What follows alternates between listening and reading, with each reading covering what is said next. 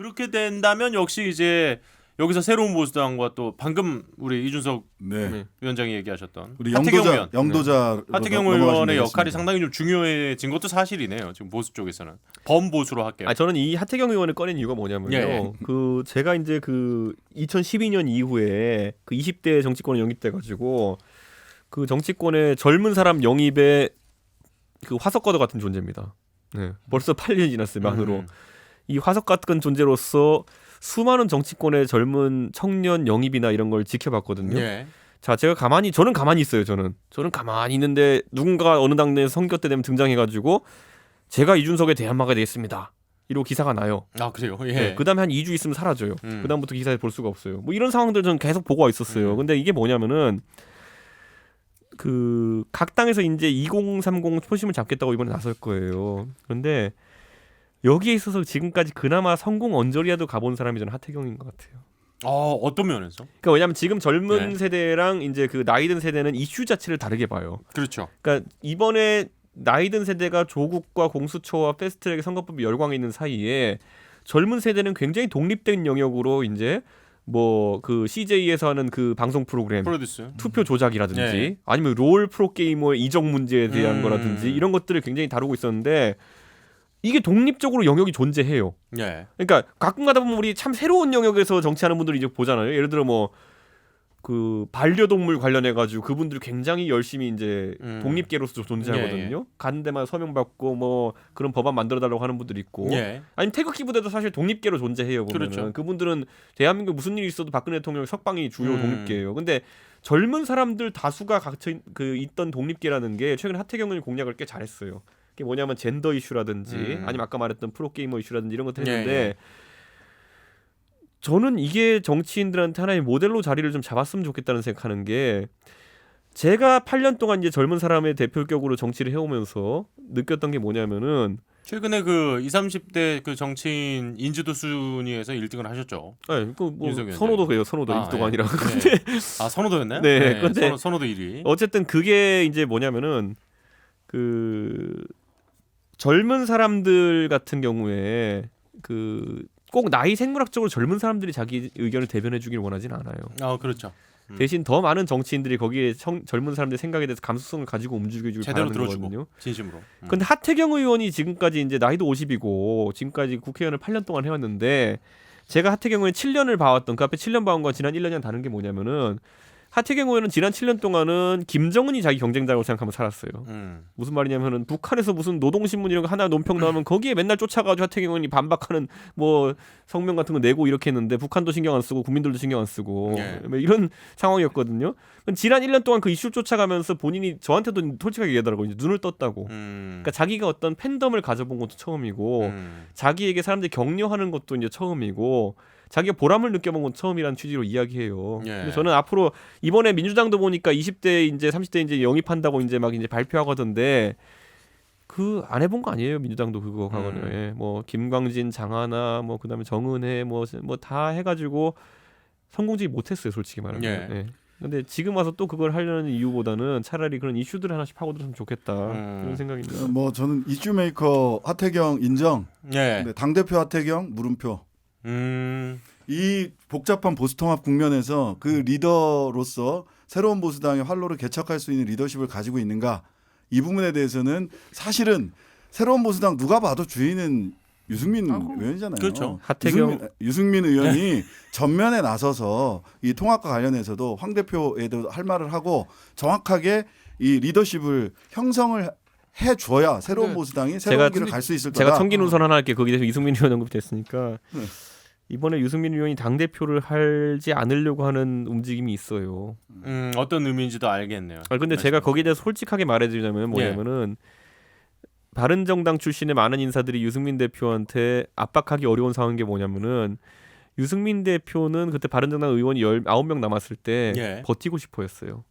그런데 그때 버티고 싶었던 이유가 지금 새로운 보수당을 시작하는 이유랑 비슷해요. 근데 그 당시에 다수가 이제 그렇게 하면 우리 못 산다 그래가지고 국민의당이랑 합당해가지고 한 2년 정도의 이제 시행착오를 겪었던 것이고 그다음 다시 돌아온 건데 지금도 유승민 대표가 방금 전에 신장식 변호사 말씀하신 것처럼 통합의 길이라는 걸 가는데 본인이 결자 해지해야 된다는 취지로 말씀하셨는데 본인은 통합이든 독자든 그렇죠. 예, 근데 거기서 이제 본인이 또 이제 수장의 자리를 맡았을 때 다수가 이제 또 살기 위해 통합이라든지 이런 이야기를 꺼낼 것이 너무 자명하다고 생각하는 것 같아요. 네, 그러니까 유승민 대표는 무슨 생각을 하냐면 지금 본인은 적어도 자기 길을 가고 싶다라는 생각 때문에 오히려 자기가 주도권을 발휘하는 그 압박받는 위치에 가고 싶지 않아 하는 생각이 좀 있는 것 같아요. 그러니까 야전의 장수로 뛰고 싶어 하신다 좀. 그건 리더의 숙명인데 그 숙명을 거부하면 한 발짝 더 나아가기는 쉽지 않을 수도 있다.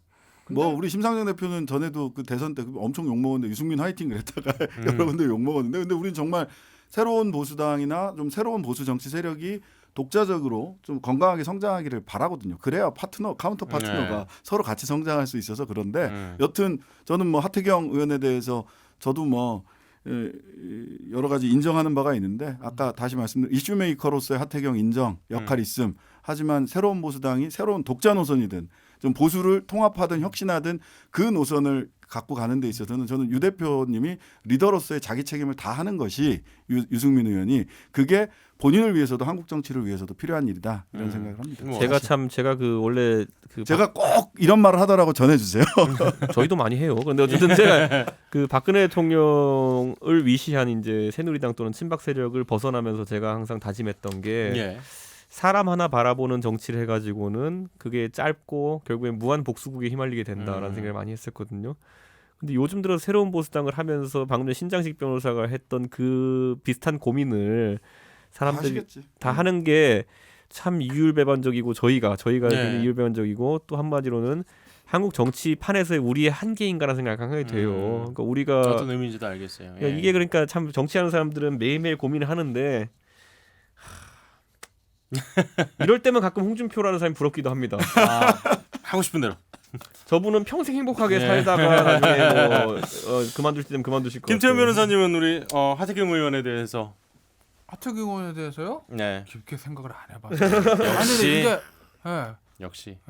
깊게 생각을 안 해봤는데 아니 이슈메이킹이라든지 본인 PR에 대해서는 뭐 저 독자적인 저는 약간 탁월한 능력이 장재원 의원과 더불어서 아니요. 근데 장재원 의원은 좀 더 달라요. 달라요. 네, 확실히 다르고 이제 하나 진짜 높이 사는 거는 아까 이준석 의원이 얘기했던 뭐 하나의 이슈에 꽂혀가지고 밀어붙이는 힘이 있잖아요. 그건 되게 중요한 거거든요. 그러니까 예를 들면은 국회의원이 사실 4년 동안 모든 걸 다 할 수는 없잖아요. 그렇죠. 그러니까 우리나라 이제 가장 큰 문제 중에 하나가 상임위로 옮겨 다니다 보니까 나 진짜 얼마 전에 김연아 의원이 국토위에서 있다고 후반기에 교육위원회 가는 거 깜짝 놀랐어요.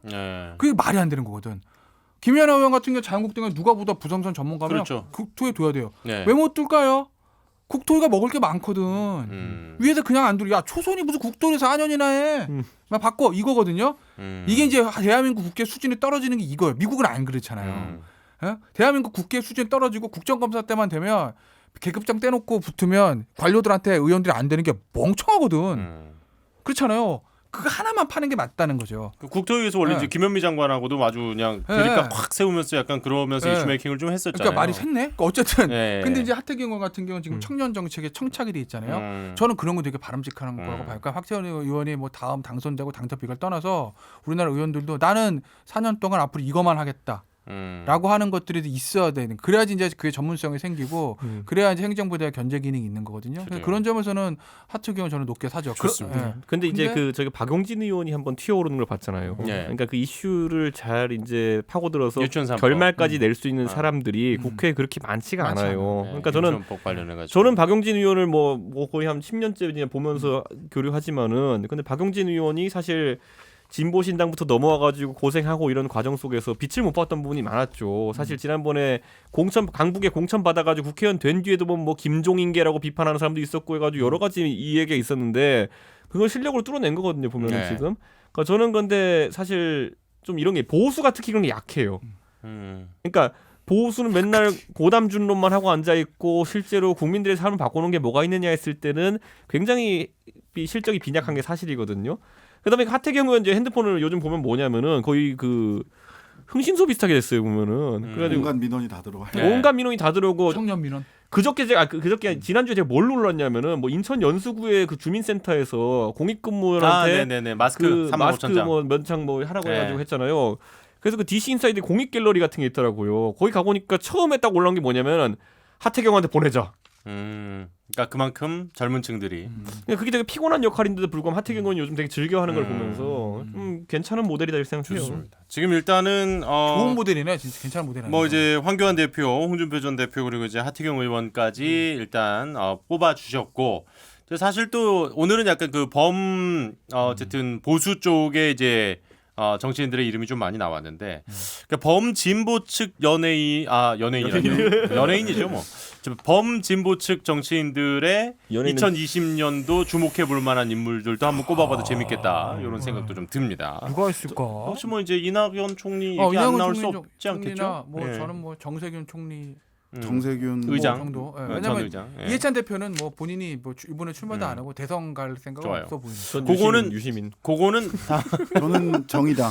자, 그건 또 정의당. 우리가 다음 주에 한번 이야기를 한번 해보도록 하고 자 이제 올 한 해 하루 남았습니다. 정말 저도 어떻게 보면 이제 2019년에 새롭게 시작한 이 정치인사가 참 큰 인연이라고 생각을 하면서 2019년을 마무리하게 됐는데요. 새해 정말 세 분 그리고 이 방송 봐주시는 시청자 여러분도 새해 복 많이 받으시고 내년에도 정치인사와 함께 해주셨으면 좋겠습니다.